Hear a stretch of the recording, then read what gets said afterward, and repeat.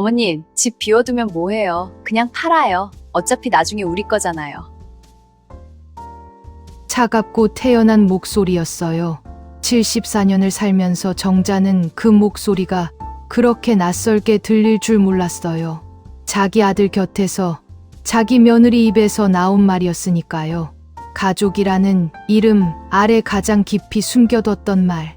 어차피 나중에 우리 거잖아요. 그 한마디가 정자의 평생을 무너뜨렸어요. 오늘 이야기는 그 말을 듣기까지의 시간에 관한 이야기예요. 살면서 억울하고 답답했던 사연 댓글에 올려주세요. 직접 영상으로 만들어 드리겠습니다.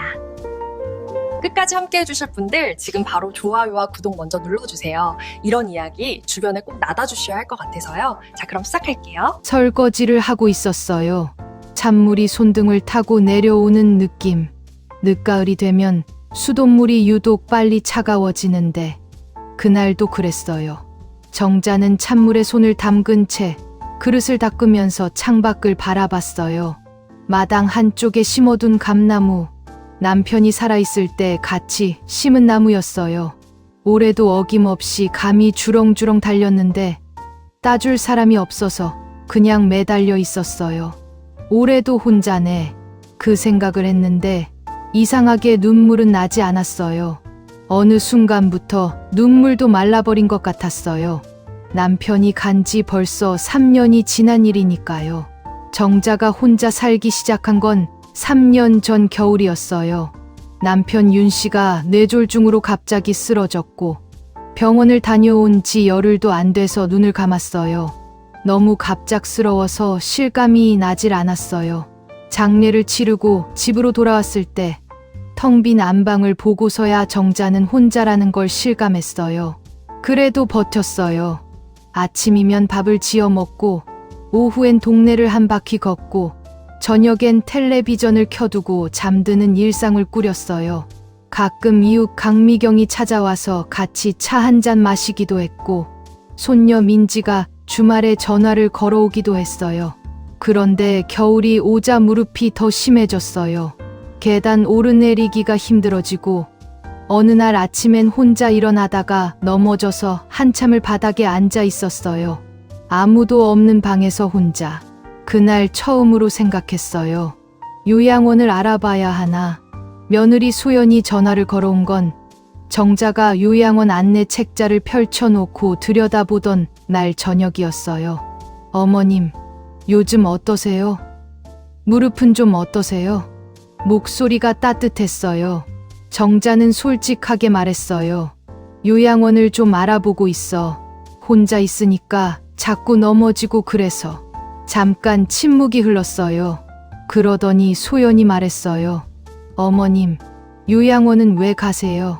저희 집으로 오시면 되잖아요. 정자의 손이 멈췄어요.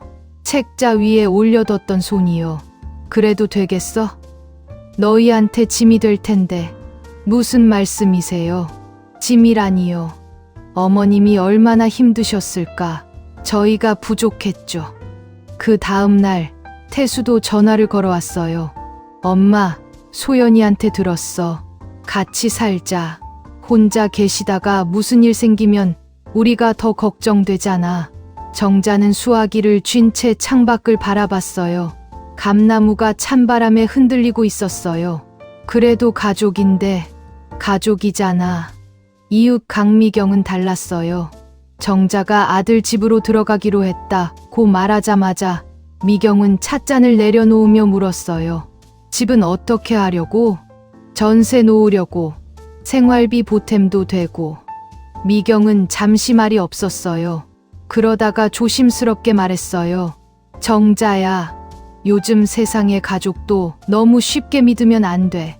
정자는 웃었어요. 별소리 다 한다. 가족이잖아, 가족. 미경은 더 말을 잇지 않았어요. 그냥 창밖을 바라봤어요. 그 눈빛이 왜 그렇게 쓸쓸했는지 그때는 몰랐어요. 이사를 준비하던 날 정자는 집 안을 한 바퀴 돌았어요.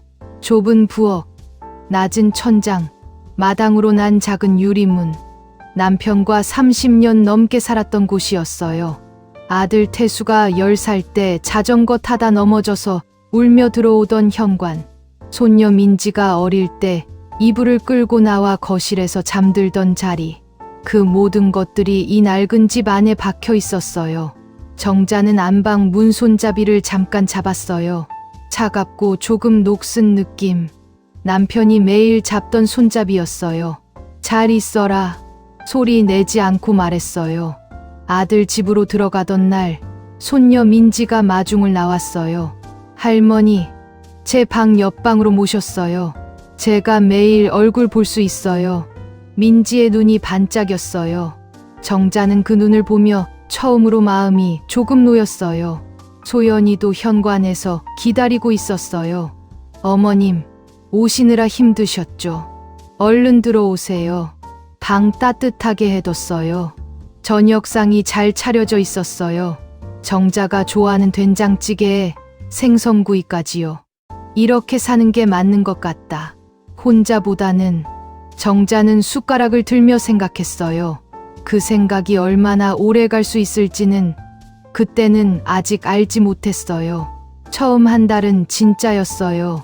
아침마다 소연이 방문을 두드렸어요. 살짝, 조심스럽게. 그리고 문 사이로 얼굴을 내밀며 물었어요. 어머님, 일어나셨어요?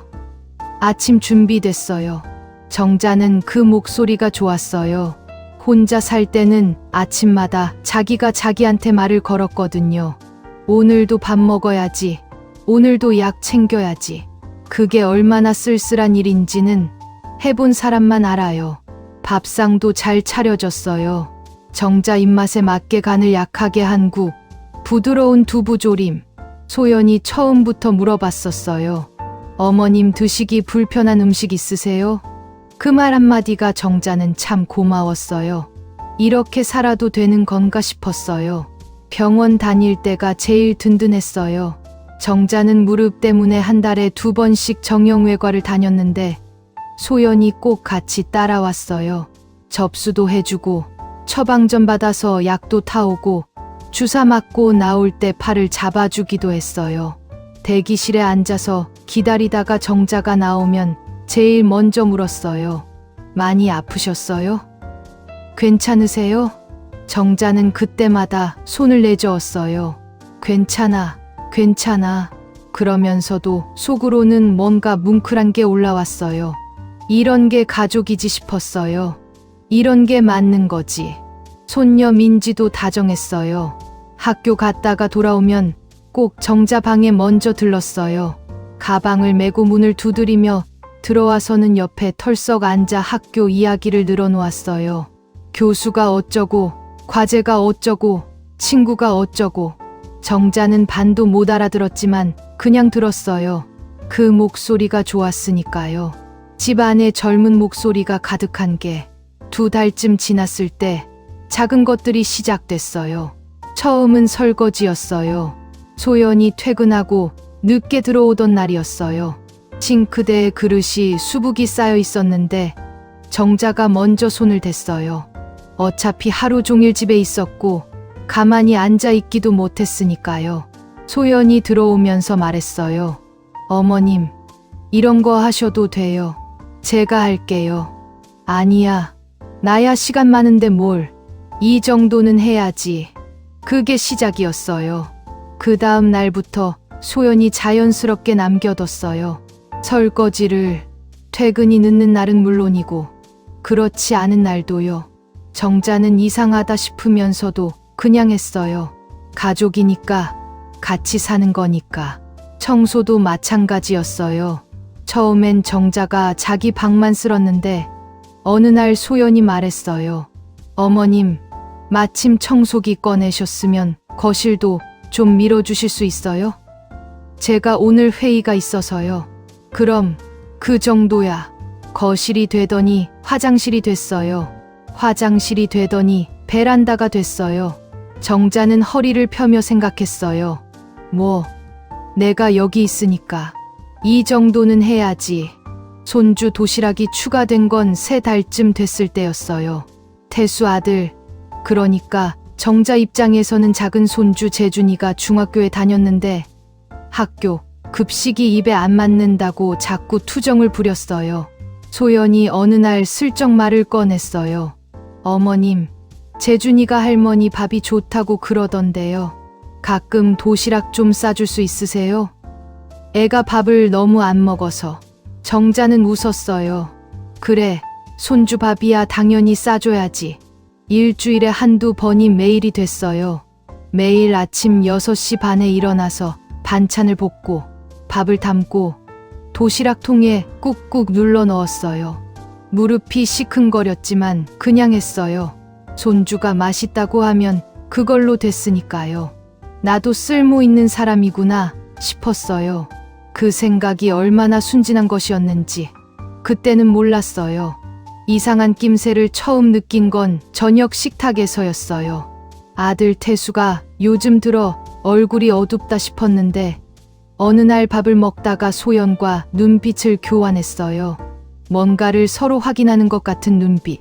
정자는 국을 떠먹으면서 못 본 척했어요.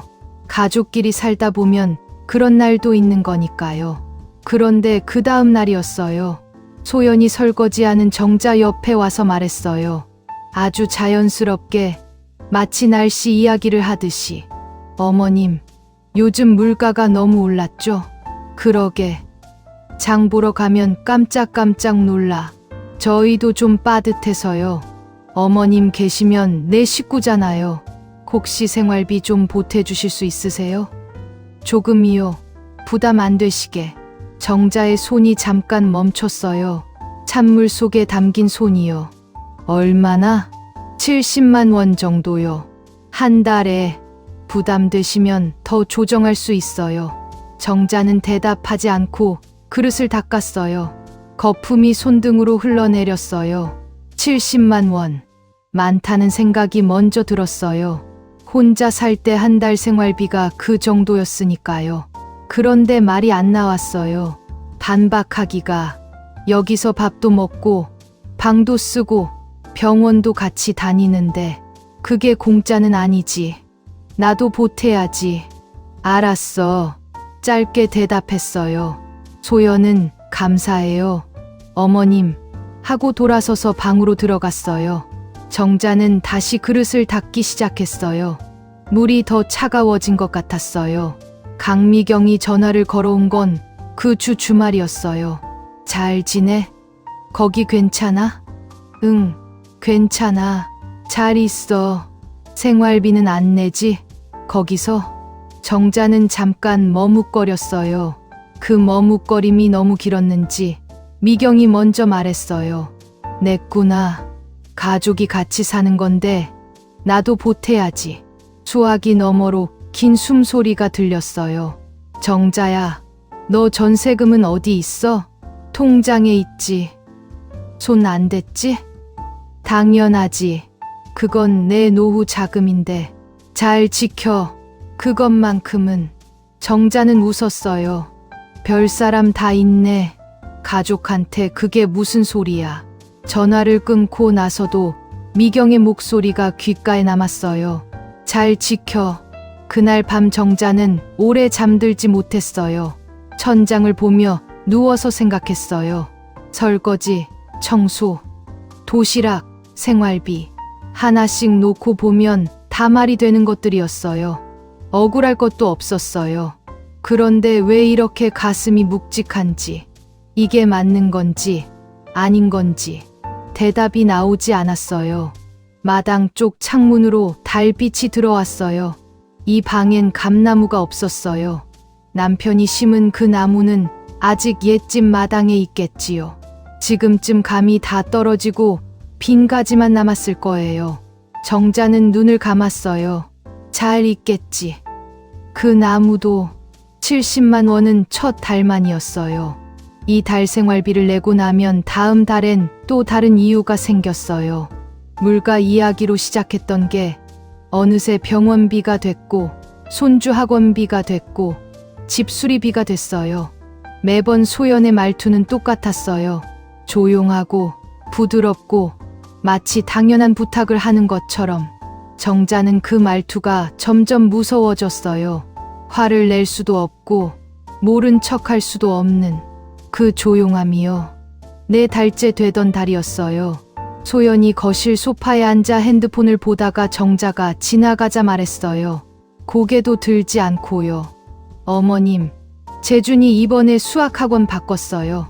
거기가 좀 비싸서요. 정자는 걸음을 멈췄어요. 얼마나 비싼데?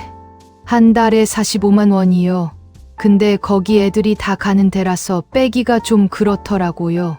말끝이 흐려지는 방식이 있었어요. 소연은 그걸 잘했어요. 직접 요구하는 게 아니라 상황을 늘어놓고 기다리는 거요. 정자가 먼저 말하게 만드는 거요. 내가 보태면 되겠어?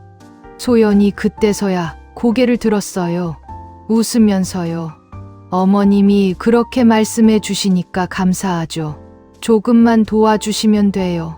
정자는 방으로 들어와서 통장을 꺼냈어요. 잔액을 확인하는데 손끝이 조금 떨렸어요. 이게 맞는 건지. 그 생각을 했지만 이미 입으로는 그래 하고 나와 있었어요. 아들 태수는 이 모든 것에서 한 발 비껴 있었어요. 정자가 생활비 이야기를 꺼내면 태수는 밥을 먹다가 숟가락을 내려놓으며 말했어요. 엄마, 소연이가 집안 살림 다 하잖아. 그 정도는 맞는 거야. 나도 그러려고. 근데 자꾸 늘어나는 것 같아서. 에이, 그렇게 느껴지는 거야. 요즘 다 어렵잖아. 대화가 거기서 끝났어요. 태수는 다시 핸드폰을 집어들었고 정자는 더 말을 잇지 않았어요. 아들한테 이 말 꺼내는 게 맞는 건지 혼자 삼키는 말들이 자꾸 쌓였어요. 5달째가 됐을 때였어요. 소연이 주방에서 정자를 부르는 소리가 들렸어요. 정자가 들어가니 식탁 위에 서류 한 장이 놓여 있었어요. 어머님, 이번에 보일러가 말썽이에요. 수리 기사 왔다 갔는데 고치려면 부품 교체를 해야 한대요. 얼마나? 120만 원이요. 기사가 오래된 거라 이참에 다 갈아야 한다고 하더라고요. 정자는 서류를 내려다봤어요. 견적서였어요. 업체 이름이 찍혀 있고 금액이 또렷하게 적혀 있었어요. 보일러가 그렇게 비싸? 요즘은 다 비싸요, 어머님. 저희도 갑자기 나온 돈이라 좀 버거워서요. 정자는 잠시 말이 없었어요. 창밖에 찬바람이 부는 소리가 들렸어요. 겨울이 다가오고 있었어요. 보일러가 안 되면 얘들이 춥지. 내가 낼게. 소연이 고개를 끄덕였어요. 고맙다는 말은 있었지만 놀라는 기색은 없었어요. 마치 이미 알고 있었다는 듯이. 정자는 그 표정을 보면서 처음으로 가슴 한켠이 서늘해지는 걸 느꼈어요. 그 무렵 동네 부동산을 하는 이상훈 씨가 정자한테 전화를 걸어왔어요. 이상훈은 정자가 전세를 줄 때 계약을 도와준 사람이었어요.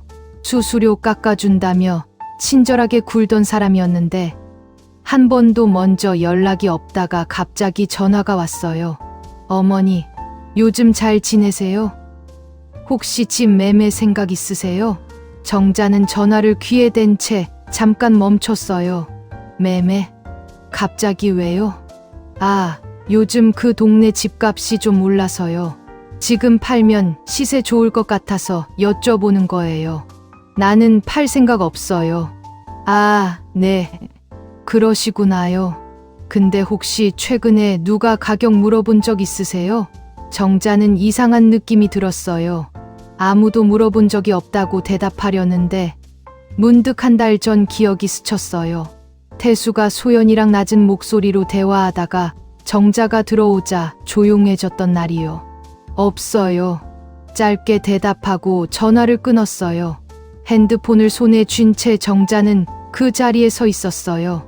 거실 창으로 햇살이 들어오고 있었지만 어쩐지 방이 어두운 것 같았어요. 왜 이 사람이 갑자기 매매 이야기를? 생각을 더 밀어붙이려다가 멈췄어요. 아니야. 부동산이니까 그런 거지. 원래 그런 사람들이야. 스스로 덮었어요. 꾹 눌러서요. 6달이 됐을 때 전세 보증금 통장을 확인했어요.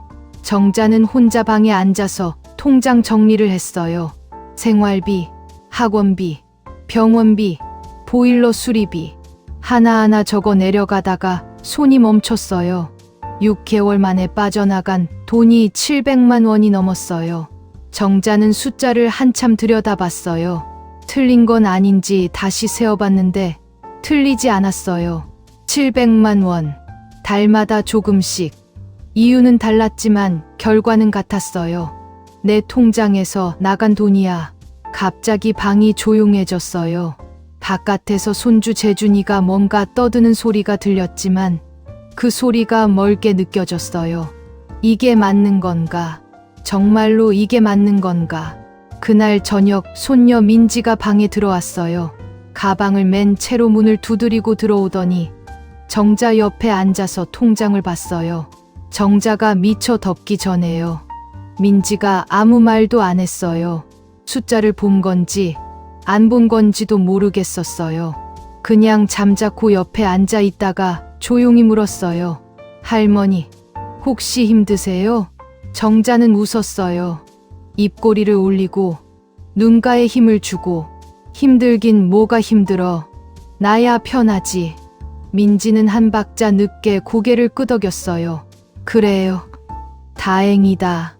방에서 나가는 민지의 뒷모습을 정자는 바라봤어요. 저 아이는 알고 있을까? 모르고 있을까? 통장을 서랍 안에 넣으면서 정자는 생각했어요. 말하면 안 되지. 이 집에서 저 아이까지 힘들게 만들면 안 되지. 서랍을 닫는 소리가 조용한 방 안에 울렸어요. 밖에서는 소연이 태수한테 말하는 소리가 들렸어요. 무슨 말인지는 들리지 않았어요. 들으려고 하지 않았어요. 아직은요. 듣지 않으려고 했어요. 그게 정자가 지난 몇 달 동안 스스로에게 지켜온 규칙이었어요. 아들 부부가 낮은 목소리로 이야기할 때, 소연이 전화를 받으며 방으로 들어갈 때, 태수가 밥을 먹다가 갑자기 입을 다물 때, 정자는 그럴 때마다 못 들은 척, 못 본 척 했어요. 가족끼리 사는데 다 알 필요는 없지. 그 생각으로 눌러왔어요. 꾹꾹. 그런데 그날 밤은 달랐어요. 7달째 되던 달에 어느 목요일 밤이었어요. 정자는 잠이 오지 않아서 물 한 잔 마시려고 방을 나섰어요. 복도가 어두웠어요. 거실 쪽에서 불빛이 새어나왔는데 텔레비전 소리는 없었어요. 대신 목소리가 들렸어요. 태수와 소연의 목소리요. 정자는 발을 멈췄어요. 돌아가려고 했어요. 정말로요. 그런데 자기 이름이 들렸어요. 아니, 정확히는 어머님이라는 말이요. 발이 떨어지지 않았어요. 소연의 목소리가 먼저였어요. 여보, 이대로 가다간 진짜 답 없어. 최 이사가 이번 달까지라고 했잖아. 태수가 낮게 대답했어요. 알아. 나도 알아. 아는데 왜 아무것도 안 해? 방법이 있잖아. 잠시 침묵이 흘렀어요. 어머님 집 팔면 우리 빚 해결되잖아. 정자는 그 자리에서 숨을 멈췄어요. 가슴이 쿵 내려앉는 느낌이었어요. 태수가 말했어요. 그래도 엄마 집인데 그래도가 뭐예요? 어차피 나중에 우리 거잖아요. 어머님이 돌아가시면 어차피 태수 씨 거잖아. 그게 그거 아니에요? 또 침묵이었어요. 정자는 복도 벽에 손을 짚었어요. 차갑고 딱딱한 벽이었어요. 손바닥으로 그 차가움을 느끼면서 정자는 서 있었어요. 쓰러지지 않으려고요. 근데 엄마가 싫다고 하면 설득하면 되죠. 아니면 요양원 이야기 꺼내면 돼요. 어머님이 제일 무서워하는 게 그거잖아요. 태수가 아무 말도 안 했어요. 그 침묵이 대답이었어요. 정자는 방으로 돌아왔어요. 물은 마시지 못했어요. 부엌까지 걸어갈 힘이 없었어요. 방문을 닫고 침대 끝에 걸터 앉았어요. 이불 모서리를 양손으로 잡았는데 손이 떨렸어요. 어차피 나중에 우리 거잖아요. 그 말이 귓속에서 맴돌았어요. 지워지지가 않았어요. 평생 지킨 집이었어요. 남편이랑 둘이서 전세방에서 시작해서 10년 넘게 아끼고 모아서 장만한 집이었어요. 태수가 태어나서 걸음마를 한 곳도 그 집이고 남편이 마지막으로 누워있던 곳도 그 집이었어요. 그게 나중에 우리 거였어요. 나는 뭐야 그럼. 생각이 거기까지 닿자 눈물이 났어요. 소리도 없이 그냥 흘렀어요. 손등으로 닦으면서도 자꾸 나왔어요.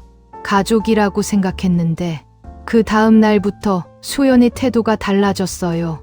확 달라진 건 아니었어요. 그래서 더 무서웠어요. 아주 조금씩 눈치채기 어려운 방식으로 달라졌어요. 밥상에 정자가 먹기 불편한 질긴 반찬이 올라오기 시작했어요. 예전엔 간을 약하게 해줬는데 어느 날부터 그냥 짜게 나왔어요. 정자가 무릎이 아파서 계단을 천천히 내려오면 예전엔 손을 내밀던 소연이 못 본 척 지나쳤어요. 말도 줄었어요. 어머님, 오늘 뭐 드시고 싶으세요? 이런 말이 없어졌어요. 그냥 차려진 걸 먹으면 됐어요. 정자는 아무 말도 하지 않았어요. 알아챈 걸 드러내고 싶지 않았어요. 생활비 압박도 노골적으로 변했어요. 어느 날 소연이 거실에 앉아있는 정자 앞에 종이 한 장을 내밀었어요. 어머님, 이번 달 정리해봤어요. 종이에 항목들이 빼곡히 적혀 있었어요. 식비, 관리비, 의료비, 전기세, 수도세. 그 아래에 합계가 적혀 있었어요. 140만 원이었어요. 지난달보다 많이 늘었네요. 어머님 병원 다니시는 것도 있고 식비도 올라서요. 정자는 종이를 들여다봤어요. 숫자들이 흐릿하게 보였어요. 안경을 쓰고 있었는데도요. 이걸 다 내가 내야 해? 저희 형편이 좀 어렵잖아요. 어머님도 아시잖아요. 부드러운 목소리였어요. 따지는 것도 아니고 화내는 것도 아니었어요. 그냥 사실을 말하는 것처럼요. 그게 제일 무서운 거였어요. 정자는 종이를 도로 내려놓으면서 말했어요. 생각해 볼게. 소연은 고개를 끄덕이고 주방으로 들어갔어요. 생각해 볼게. 그 말이 입에서 나오는 순간 정자는 자신이 이미 질 것 같다는 걸 알았어요. 가사노동도 그 무렵부터 달라졌어요. 부탁이 아니라 지시가 됐어요. 어머님, 오늘 화장실 좀 닦아주세요. 어머님, 재준이 내일 소풍이에요. 도시락 2개 싸주실 수 있죠? 어머님, 베란다 빨래 좀 걷어주세요. 비 온대요. 정자는 다 했어요. 무릎이 시큰거려도 허리가 뻐근해도요. 안 하면 집 안 공기가 싸늘해졌으니까요. 그 싸늘함이 정자는 아들과의 다툼보다 더 무서웠어요. 그 즈음에 손녀 민지가 다시 방에 들어왔어요.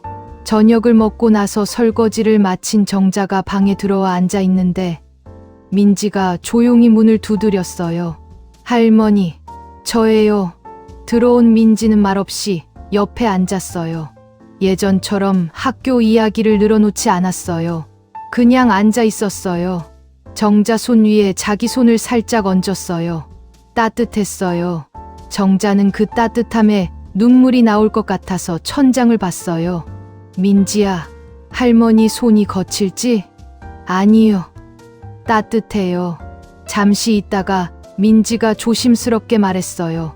할머니, 혹시 본인 집에 돌아가고 싶으세요? 정자는 대답하지 않았어요. 창밖이 어두워져 있었어요. 가로등 불빛이 방 안으로 조금 들어왔어요. 괜찮아. 여기도 괜찮아. 민지는 더 묻지 않았어요. 그냥 손을 잡고 있었어요. 정자는 그 손을 놓지 않았어요. 한참 동안요. 밤이 깊어서 민지가 방으로 돌아간 뒤 정자는 혼자 앉아서 생각했어요. 어차피 나중에 우리 거잖아요. 그 말이 또 떠올랐어요. 그 말을 들은 날 밤부터 정자는 뭔가가 조금씩 변하는 걸 느꼈어요. 슬픔이 아니었어요. 분노도 아직 아니었어요. 뭔가 단단해지는 것 같은 느낌이었어요. 오래 눌려있던 것이 천천히 모양을 갖춰가는 것 같은. 서랍을 열었어요. 통장을 꺼냈어요. 숫자를 봤어요. 눈물은 나지 않았어요. 이 돈은 내가 지켜야 해. 처음으로 그 생각이 흐릿하게가 아니라 또렷하게 들어왔어요. 통장을 다시 서랍에 넣고 잠갔어요. 열쇠를 손에 쥐었어요. 차갑고 작은 열쇠였어요. 정자는 그걸 꼭 쥔 채로 불을 껐어요. 열쇠는 항상 몸에 지니고 다녔어요. 작고 납작한 열쇠였어요. 서랍 잠금 장치 열쇠요. 대단한 것도 없었어요. 통장 하나, 도장 하나, 등기부등본 사본 한 장이 들어있는 서랍이었지만 정자는 그게 지금 자기한테 남은 전부라는 걸 알고 있었어요. 아침에 일어나면 제일 먼저 열쇠를 확인했어요. 잠옷 주머니에 손을 넣어서 차가운 금속이 손끝에 닿는 걸 느꼈어요. 그게 느껴지면 그날 하루를 시작할 수 있었어요. 아직 있다. 아직은 괜찮다. 8달째 되던 토요일이었어요. 태수가 아침 일찍 나갔어요. 어디 간다는 말도 없이요. 재준이는 친구 집에 놀러 갔고 민지는 학교 과제 때문에 도서관에 갔어요. 집 안에 정자와 소연 둘만 남았어요. 소연이 커피를 타왔어요. 정자 앞에 찻잔을 내려놓으면서 맞은편에 앉았어요. 자연스럽게 마치 오래전부터 준비한 것처럼요. 어머님, 저 드릴 말씀이 있어서요. 정자는 커피잔을 두 손으로 감쌌어요. 따뜻했지만 손이 차가웠어요. 뭔데? 어머님 집 있잖아요. 비워두면 뭐해요? 전세 세입자도 곧 나간다고 했잖아요. 그냥 팔아요. 팔아서 여기서 같이 편하게 살면 되잖아요. 목소리는 여전히 부드러웠어요. 찻잔에 손을 얹고 눈을 맞추면서 마치 좋은 이야기를 하는 것처럼요. 드디어 꺼냈구나. 정자는 커피를 한 모금 마셨어요. 천천히요. 그 시간 동안 할 말을 생각했어요. 그 집은 안 팔아. 소연의 표정이 조금 굳었어요. 금방 풀렸지만요. 왜요? 어머님이 거기 사시는 것도 아니고 비어 있으면 관리도 힘들잖아요. 비어 있어도 내 집이야. 그러니까요. 어머님 거니까 팔아서 여기 보태면 다 같이 좋잖아요. 정자는 찻잔을 내려놓았어요. 소연아. 네, 어머님. 그 집은 내가 평생 지킨 집이야. 말이 짧았어요. 더 길게 설명하고 싶지 않았어요. 설명할수록 지는 것 같았으니까요. 소연은 웃었어요. 입꼬리만요. 생각해 보세요, 어머님. 급한 건 아니니까요. 자리에서 일어나며 한 말이었어요. 그 말이 제일 무서웠어요. 급한 건 아니다. 기다리겠다는 뜻이었으니까요. 그 주 내내 집 안 분위기가 달라졌어요. 차가웠어요. 난방이 안 되는 차가움이 아니라 사람 사이에 흐르는 차가움이었어요. 소연이 밥을 차리면서 정자 쪽을 보지 않았어요. 태수는 퇴근하고 들어오면 거실을 지나쳐 바로 방으로 들어갔어요. 인사도 없이요. 정자는 밥을 먹으면서 숟가락 소리만 들었어요. 이 집에서 내가 밥상머리에 앉을 자격이 있는 건가? 그 생각이 들었다가 정자는 고개를 들었어요. 무슨 생각을 하는 거야? 내가 왜 그 생각을... 숟가락을 내려놓고 싶었지만 다 먹었어요. 끝까지요. 사흘이 지났을 때 태수가 정자 방에 들어왔어요. 퇴근하고 넥타이를 풀면서 들어오더니 침대 옆 의자에 앉았어요. 예전에 민지가 앉던 자리였어요. 엄마. 응, 나 좀 힘들어. 정자는 아들을 봤어요. 얼굴이 많이 수척해져 있었어요. 언제부터 저렇게 됐는지 몰랐어요. 사업이? 응, 최 이사한테 진 빚이 있는데 갚을 데가 없어. 얼마나?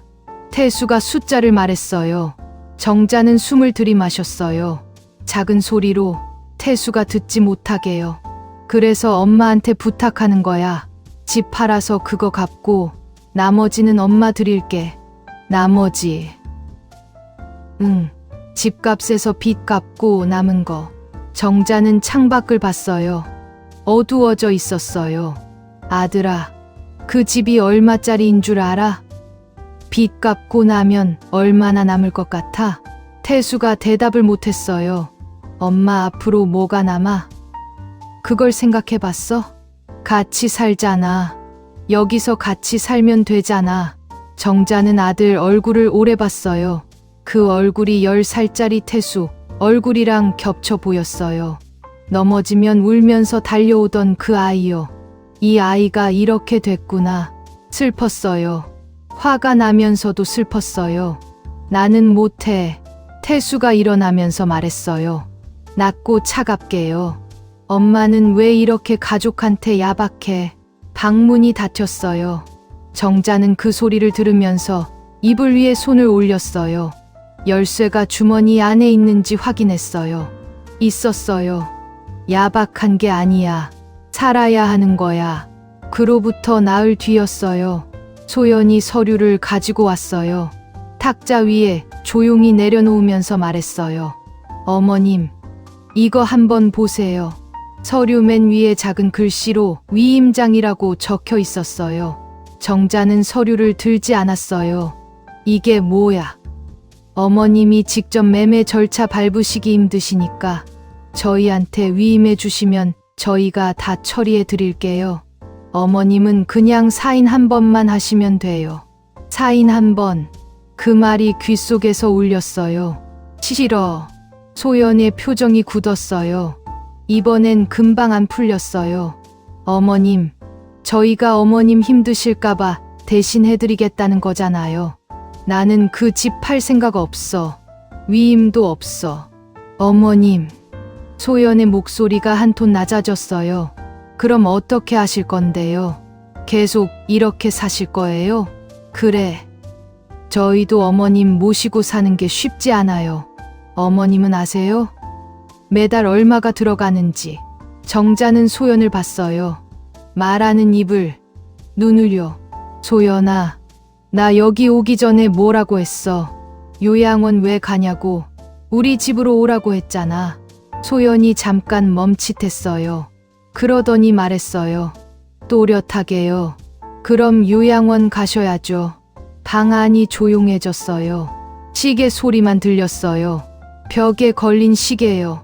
정자는 그 말을 들으면서 이상하게도 눈물이 나지 않았어요. 가슴이 무너지지도 않았어요. 오히려 반대였어요. 뭔가가 단단하게 굳는 느낌이었어요. 오래 녹아내리던 것이 드디어 굳는 것처럼요. 요양원. 처음에 그 말이 무서워서 이 집으로 왔었어요. 그 말 한마디에 통장을 열었고 무릎을 구부렸고 못 들은 척하고 살았어요. 근데 지금은요. 무섭지 않아. 위임장을 소연 쪽으로 밀어냈어요. 조용히요. 나는 안 해. 소연은 서류를 집어 들고 나갔어요. 문을 닫는 소리가 세게 들렸어요. 정자는 그 소리를 들으면서 창밖을 바라봤어요. 하늘이 흐렸어요. 곧 비가 올 것 같았어요. 이제 어떻게 해야 하나? 처음으로 그 생각을 했어요. 당하는 사람이 아니라 뭔가를 해야 하는 사람으로서요. 열쇠를 꺼내서 손바닥 위에 올려놓았어요. 차갑고 작은 열쇠. 정자는 그걸 손 안에 쥐었어요. 꽉요. 민지는 아무 말도 하지 않았어요. 그냥 밥을 먹었어요. 학교 갔다 오면 방에 들어갔어요.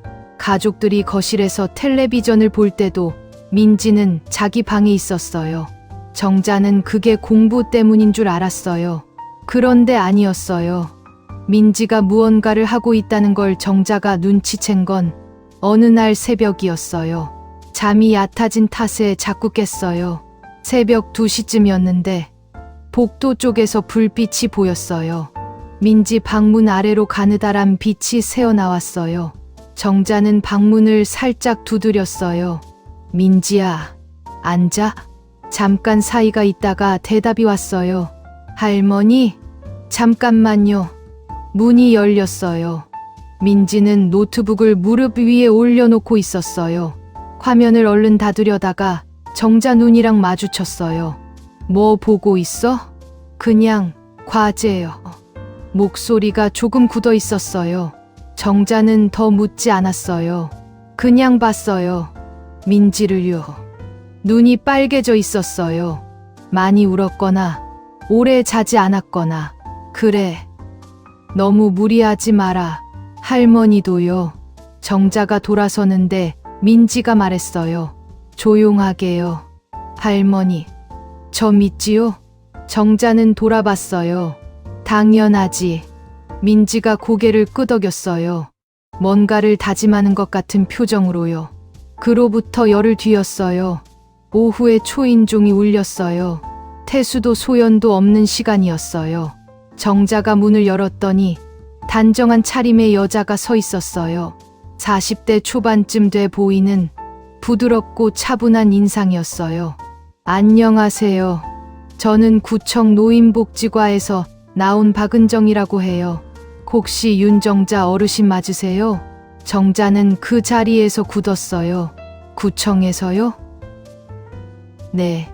어르신 손녀분이 상담 신청을 하셔서요. 잠깐 이야기 나눠도 될까요? 민지였어요.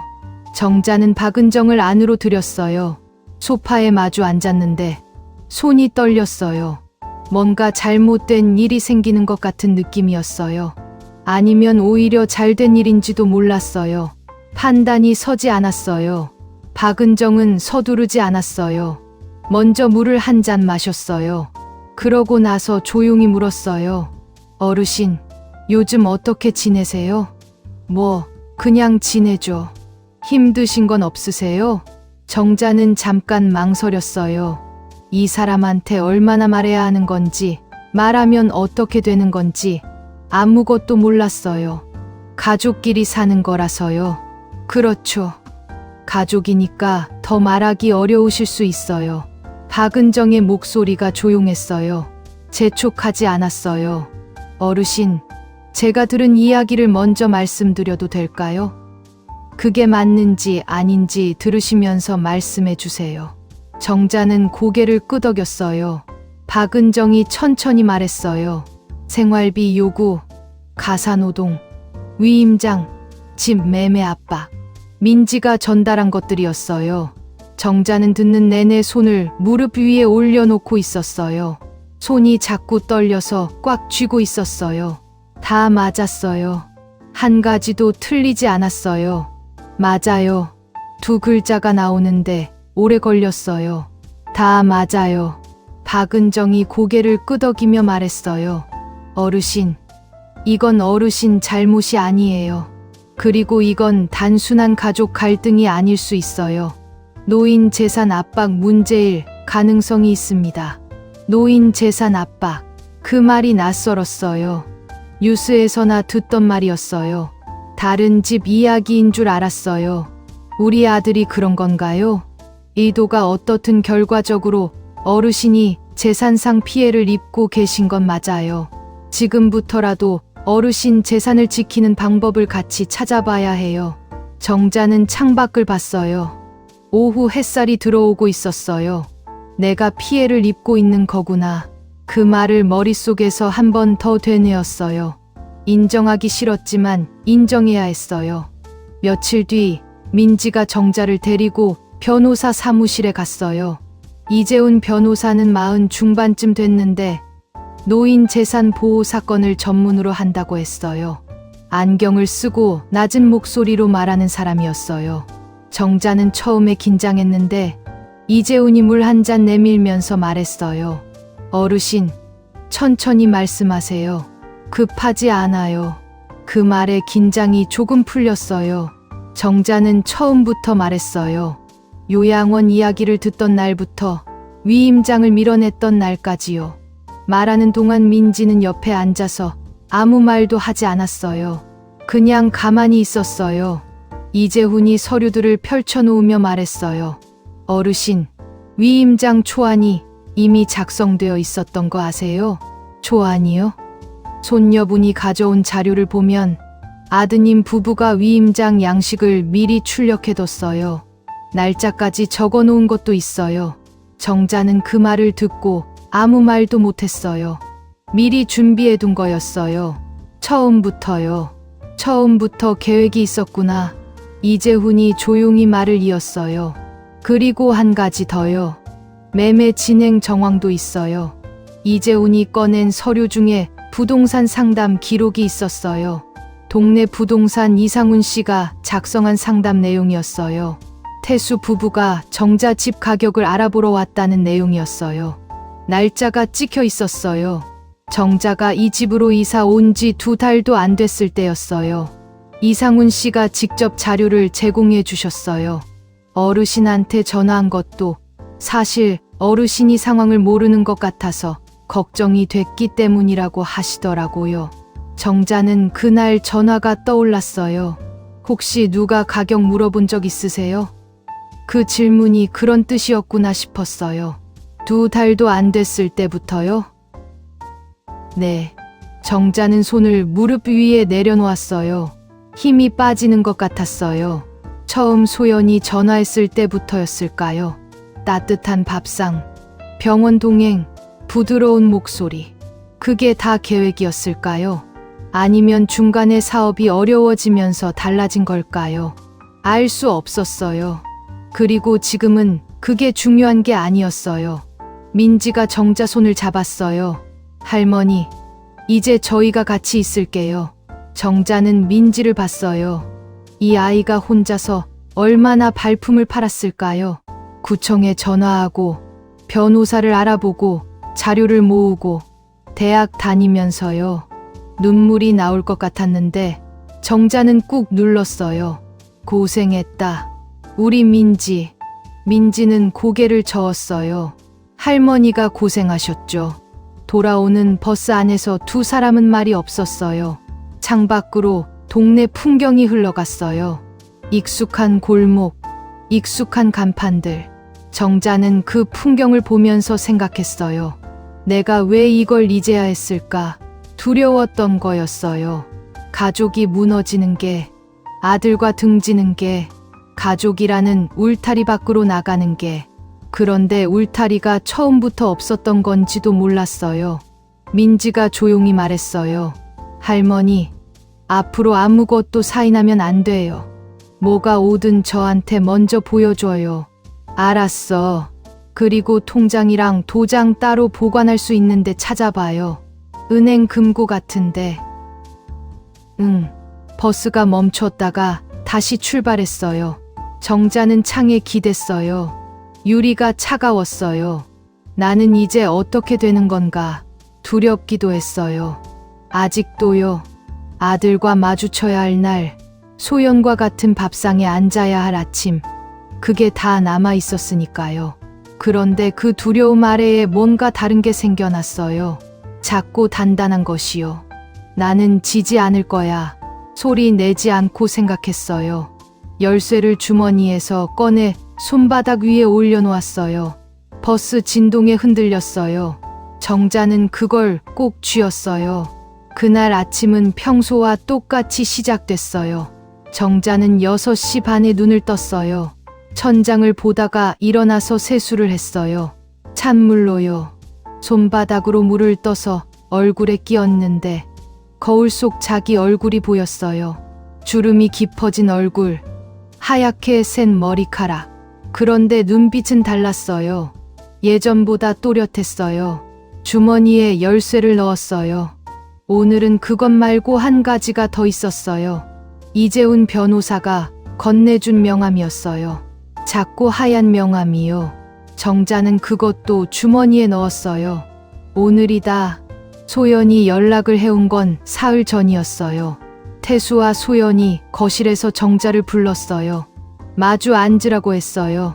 소연이 서류를 들고 있었어요. 위임장이었어요. 새로 출력한 거였어요.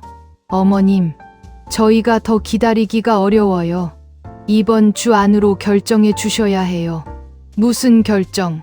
집 매매요. 위임장에 사인해 주시면 저희가 다 처리할게요. 어머님은 신경 안 쓰셔도 돼요. 태수는 옆에 앉아서 바닥을 보고 있었어요. 정자는 소연을 봤어요. 이번 주 안으로라고 했지? 네, 알았어. 소연의 표정이 살짝 풀렸어요. 정자가 드디어 꺾였다. 무너졌다고 생각한 것 같았어요. 정자는 자리에서 일어나 방으로 들어왔어요. 그리고 바로 민지한테 전화를 걸었어요. 그 사흘 동안 조용히 준비가 됐어요. 이재훈 변호사가 서류를 정리했어요. 박은정 복지사가 기관협조 공문을 냈어요. 그리고 조영사가 합류했어요.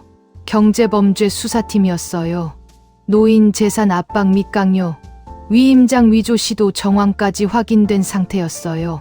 민지는 매일 밤 정자방에 들어와서 말했어요. 할머니, 무서우세요? 조금. 저도 조금 무서워요. 근데 할머니 곁에 있을게요. 정자는 그 말을 들으면서 생각했어요. 이 아이가 내 편이구나. 끝까지. 약속한 날 오후 2시였어요.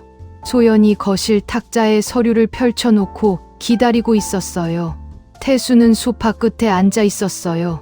정자가 방에서 나오는 것을 보고 소연이 말했어요. 어머님, 앉으세요. 금방 끝나요. 정자는 거실로 들어왔어요. 그런데 혼자가 아니었어요. 뒤따라 들어온 사람이 셋이었어요. 이재훈 변호사, 박은정 복지사, 그리고 조영사였어요. 조영사는 정복 차림은 아니었지만 신분증을 들고 있었어요.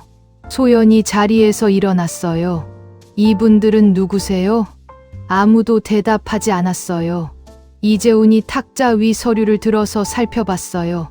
조영사가 소연을 봤어요. 박소연 씨 맞으시죠?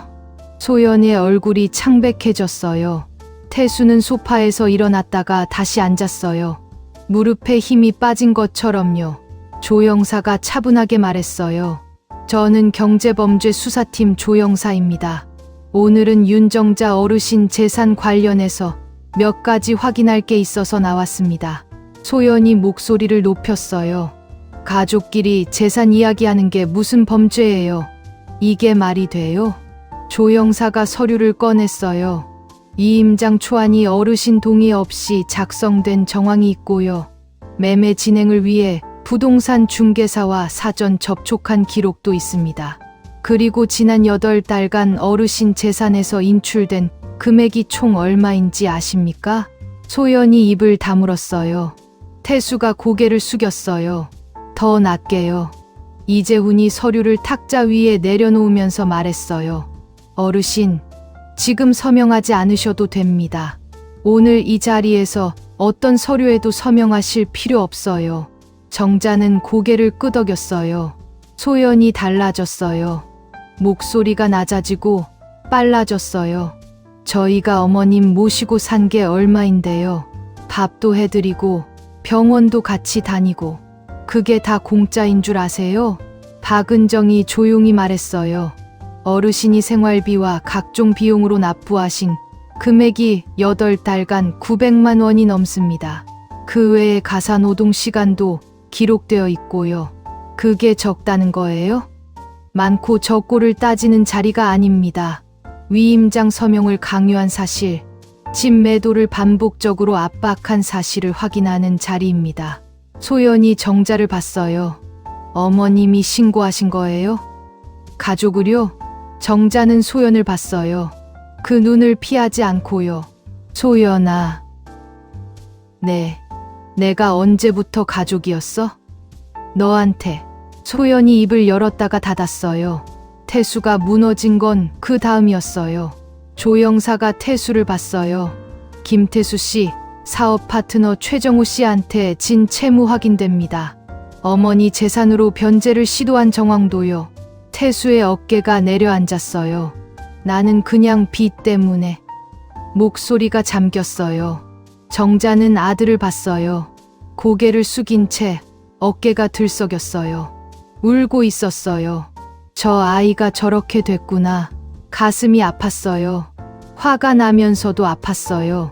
두 가지가 동시에 있었어요. 태수야, 아들이 고개를 들지 않았어요. 엄마 집이잖아. 그게 처음부터 내 거였으면 처음부터 내 거였겠지. 근데 아니잖아. 태수가 손으로 얼굴을 감쌌어요. 정자는 더 말하지 않았어요. 할 말이 없어서가 아니라 더 하면 안 될 것 같아서요. 소연은 끝까지 달랐어요.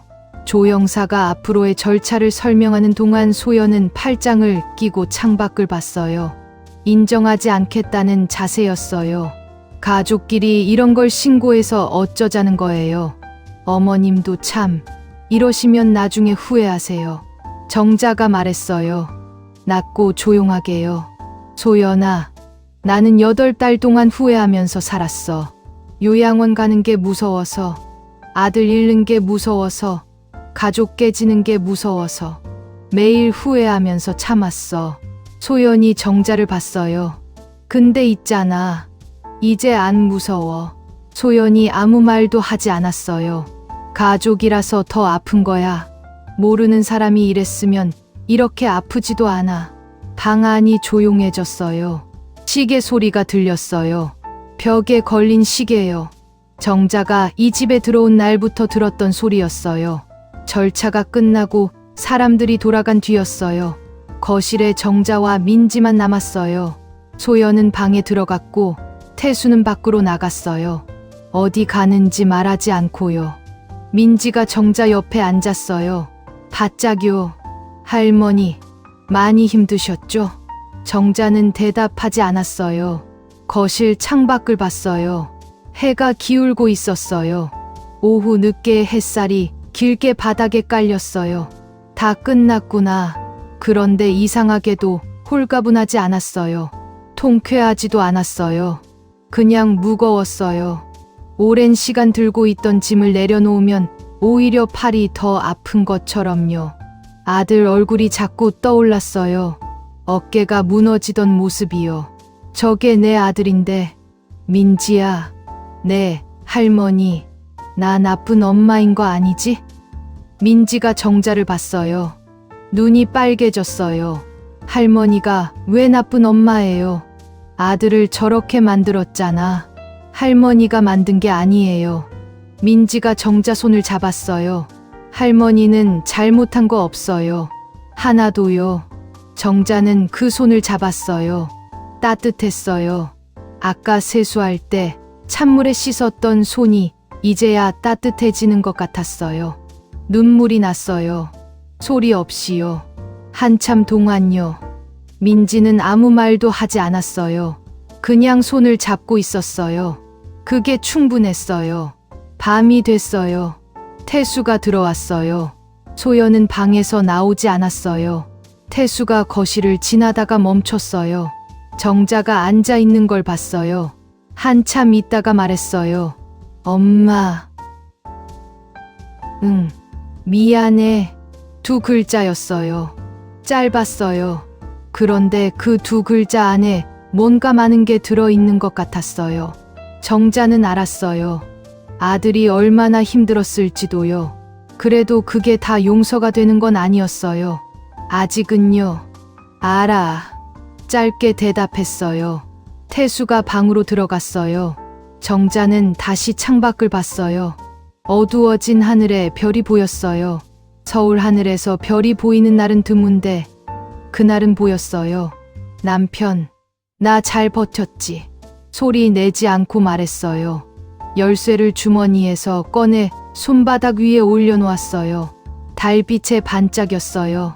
정자는 그걸 한참 들여다봤어요. 이제 이 열쇠로 지켜야 할 것들이 조금 달라진 것 같았어요. 서랍 속 통장만이 아니라 더 큰 무언가요. 나는 짐이 아니었다. 처음으로 그 말이 진짜처럼 느껴졌어요. 짐을 쌌어요. 많지 않았어요. 이 집에 올 때도 많이 가져오지 않았으니까요. 옷 몇 벌, 약 봉투, 남편 사진 한 장, 서랍에서 꺼낸 통장과 도장, 등기부등본 사본, 그리고 열쇠, 가방 하나에 다 들어갔어요. 정자는 방을 한번 둘러봤어요. 9달을 살았던 방이었어요. 벽지가 밝은 색이었고 창이 남쪽으로 나 있어서 햇살이 잘 들었어요. 나쁜 방이 아니었어요. 방만 놓고 보면요. 가방을 들고 문을 열었어요. 거실에 태수가 있었어요. 소파에 앉아서 정자가 나오는 걸 봤어요. 가방을 보고 일어났어요. 엄마, 지금 가는 거야? 응. 어디로? 내 집으로. 태수가 입을 열었다가 닫았어요. 뭔가 말하려다가 그만둔 것 같았어요. 정자는 기다리지 않았어요. 현관 쪽으로 걸어갔어요. 엄마. 걸음을 멈췄어요. 미안해. 진짜로. 정자는 돌아보지 않았어요. 현관 앞에 서서 신발을 신으면서 말했어요. 태수야, 너 빚 문제는 내가 해결해야 해. 그건 엄마가 해줄 수 없어. 알아. 근데 있잖아. 신발끈을 여미면서 말했어요. 나중에 밥이나 먹자. 언제 한번. 태수가 아무 말도 못했어요. 정자는 문을 열고 나왔어요. 밖에 민지가 기다리고 있었어요. 계단 앞에 서서 가방을 메고 있었어요. 정자를 보자마자 달려왔어요. 할머니, 제가 들게요. 괜찮아. 가볍다. 그래도요. 민지가 가방을 빼앗듯이 들었어요. 정자는 웃었어요. 오랜만에 나오는 웃음이었어요. 두 사람은 나란히 걸었어요. 아파트 단지를 빠져나와 큰 길로 나왔어요. 버스 정류장까지는 걸어서 5분 거리였어요. 정자는 천천히 걸었어요. 무릎이 시큰거렸지만 그냥 걸었어요. 찬바람이 불었어요. 겨울이 깊어지고 있었어요. 할머니, 춥지 않으세요? 괜찮아. 이 정도 바람은. 민지가 자기 목도리를 풀어서 정자 목에 둘러줬어요. 정자는 사양하려다가 그냥 뒀어요. 따뜻했어요. 버스를 타고 1시간쯤 걸렸어요. 정자가 살던 동네는 시내에서 조금 벗어난 곳이었어요. 버스가 익숙한 골목 어귀에 멈추자 정자는 자리에서 일어났어요. 다리가 조금 후들거렸어요.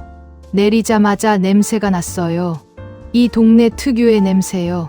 오래된 담벼락, 마른 낙엽, 겨울 햇살에 데워진 시멘트 냄새가 섞인 것 같은. 다른 사람들한테는 그냥 오래된 동네 냄새겠지만 정자한테는 달랐어요. 집 냄새야. 발이 저절로 빨라졌어요. 골목을 돌아서자 집이 보였어요. 단독주택이었어요. 낮은 담장, 녹슨 대문, 마당 한쪽에 감나무. 세입자가 나간 뒤로 1달 넘게 비어 있었어요. 이재훈 변호사가 전세 계약 만료 처리를 도와줬어요. 정자는 대문 앞에서 멈췄어요. 열쇠를 꺼냈어요. 9달 동안 품고 다니던 서랍 열쇠가 아니라 대문 열쇠였어요. 민지가 진작에 챙겨뒀던 거예요. 자물쇠에 열쇠를 꽂았어요. 삐걱 소리가 났어요. 녹이 슬었는지 뻑뻑했어요. 두 손으로 힘을 줬어요. 그러자 대문이 열렸어요. 마당으로 들어섰어요. 감나무 가지가 앙상했어요. 감은 다 떨어지고 없었어요. 찬바람에 가지가 흔들렸어요. 그런데 이상하게도 그 앙상한 가지가 반가웠어요. 잘 있었구나. 현관문을 열고 들어갔어요. 집 안이 차가웠어요. 오래 비워뒀으니까요. 냄새도 조금 퀴퀴했어요. 민지가 창문을 열었어요. 환기 좀 시켜요. 할머니, 금방 따뜻해질 거예요. 보일러 스위치를 켰어요. 잠시 뒤 보일러가 돌아가는 소리가 들렸어요. 낮고 규칙적인 소리요. 정자는 안방으로 들어갔어요. 텅 비어 있었어요. 세입자가 살다 간 자리라 그런지 낯설기도 했어요. 그런데 창문 너머로 마당이 보였어요. 감나무가 보였어요. 그게 달랐어요. 아들 집 방에서는 보이지 않던 것들이었어요. 가방을 내려놓고 남편 사진을 꺼냈어요. 어디에 놓을까 잠깐 생각하다가 창가 선반 위에 올려놓았어요. 감나무가 보이는 자리요. 왔어. 사진에 대고 말했어요. 작은 소리로요. 민지가 부엌에서 이것저것 살피는 소리가 들렸어요. 할머니, 냉장고 비어 있어요. 장 봐야 해요. 알아. 이따가 같이 가자. 라면이라도 있나 보려고요. 서랍을 여닫는 소리, 찬장을 확인하는 소리. 그 소리들이 집안을 채웠어요. 정자는 안방에 앉아서 그 소리를 들었어요. 집이 살아있네. 그 생각이 들었어요. 오후에 이웃 강미경이 찾아왔어요. 초인종 소리에 문을 열었더니 미경이 반찬통을 들고 서 있었어요. 왔다는 소리 들었어. 얼른 오고 싶었는데 염치가 있지. 무슨 염치야. 어서 와.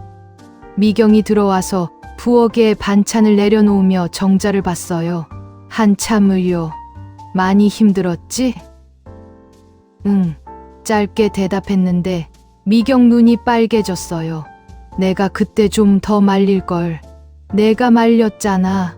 내가 안 들은 거지. 그래도 정자가 미경 손을 잡았어요. 괜찮아. 다 지나간 일이야. 두 사람은 부엌 식탁에 마주 앉았어요. 미경이 가져온 김치찌개를 데웠어요. 보글보글 끓는 소리가 부엌을 채웠어요. 오래된 가스레인지 위에서 뚜껑이 들썩였어요. 이 냄새야. 정자는 눈을 감았다가 떴어요. 저녁을 먹고 민지가 돌아간 뒤 정자는 혼자 마당에 나왔어요. 추웠어요. 입김이 하얗게 나왔어요. 감나무 앞에 서서 올려다봤어요. 앙상한 가지들이 겨울 하늘을 배경으로 뻗어 있었어요. 봄이 오면 새잎이 날 거예요. 여름이 되면 잎이 무성해질 거예요. 가을이 되면 또 감이 달릴 거예요. 내가 그걸 볼 수 있겠지. 소박한 생각이었어요. 거창하지 않은 기대였어요. 그런데 그게 좋았어요. 며칠 뒤 박은정 복지사한테서 전화가 왔어요. 소형 실버하우스 입주 관련 상담 일정을 잡자는 내용이었어요. 혼자 살기에 더 안전한 환경을 만들어 보자고요. 정자는 흔쾌히 응했어요. 요양원이 아니었어요. 자기 선택으로, 자기 속도로 준비하는 거였어요. 그게 달랐어요. 한 달쯤 지났을 때 민지가 찾아왔어요. 토요일 오후였어요. 마당에서 정자가 감나무 아래 낙엽을 쓸고 있었어요. 민지가 대문을 열고 들어오다가 멈췄어요. 할머니, 그거 제가 할게요. 됐어. 나도 이 정도는 해. 민지가 옆에 쪼그려 앉아서 낙엽을 손으로 모았어요. 두 사람이 나란히 마당을 정리했어요. 빗자루 소리, 낙엽 부스러지는 소리. 한참 있다가 민지가 물었어요. 할머니, 외롭지 않으세요? 정자는 빗자루를 멈추고 하늘을 봤어요. 겨울 하늘이 높고 파랬어요. 잠시 생각했어요. 솔직하게요. 외롭지. 민지가 정자를 봤어요. 근데 있잖아, 민지야. 네. 외로운 건 참을 수 있어. 정자가 다시 빗자루를 들었어요. 하지만 이용당하는 건 참으면 안 되더라고. 민지가 말이 없었어요. 낙엽을 모으던 손을 멈추고 정자를 바라봤어요. 정자는 웃었어요. 억지로 올린 웃음이 아니었어요. 오랜만에 얼굴 전체로 웃는 것 같았어요. 낙엽을 다 쓸고 두 사람은 마루에 나란히 앉았어요. 햇살이 마당을 가로질러 마루 끝까지 들어왔어요. 따뜻했어요. 정자는 눈을 가늘게 뜨고 그 햇살을 받았어요. 감나무 가지가 바람에 흔들렸어요. 아직 겨울이었지만 가지 끝을 보면 작은 눈이 맺혀 있었어요. 봄눈이었어요. 봄이 멀지 않다는 뜻이었어요. 살아있구나, 이 나무도. 정자는 생각했어요. 나도 살아있어. 아직. 그날 저녁, 정자는 일기를 썼어요. 서랍에서 오래된 노트를 꺼냈어요. 남편이 살아있을 때 같이 쓰던 가계부 뒤쪽에 남은 빈 페이지였어요. 볼펜을 들고 천천히 썼어요. 오늘 마당에 햇살이 들었다. 감나무에 봄눈이 맺혔다. 민지가 다녀갔다. 밥을 맛있게 먹었다. 무릎이 시큰거렸지만 걸었다. 나는 집에 있다. 볼펜을 내려놓고 그 문장을 다시 읽었어요. 나는 집에 있다. 짧은 문장이었어요. 대단한 말이 아니었어요. 그런데 그 문장이 이렇게 크게 느껴진 적이 없었어요.